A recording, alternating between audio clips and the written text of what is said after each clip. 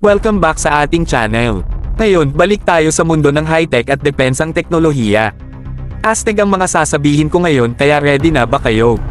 Sige, simulan natin sa defense industry ng Turkey.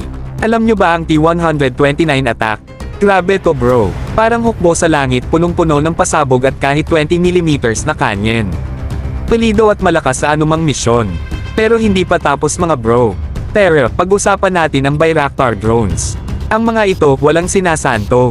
Matagalang flight range, matibay na endurance at sinisiguro ang tama sa target. Lumaon, wala nang makakaligtas sa atin. Pero sa dagat, hindi rin nagpapahuli ang Turkey. Meron silang unmanned surface vehicles USVs. Halimaw rin mga bro. Maraming gamit mula sa surveillance hanggang anti-submarine warfare. Parang may robot na nangangalaga sa ating karagatan. At higit pa dyan mga bro, napakahalaga ng partnership ng Turkey at Pilipinas.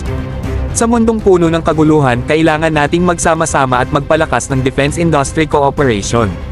Kaya natin harapin ang mga hamon ng ating kapaligiran at masigurado ang seguridad ng ating mga supply chains. Kaya't mga bro, ipagdiwang natin ang mga pinagbabagong teknolohiya ng Turkey at iba pang bansa. Ito'y patunay na malakas tayo, handa sa anumang hamon, at patuloy na naglalayong magkaroon ng mas ligtas na mundo. Iyan ang balita para sa araw na to mga bro.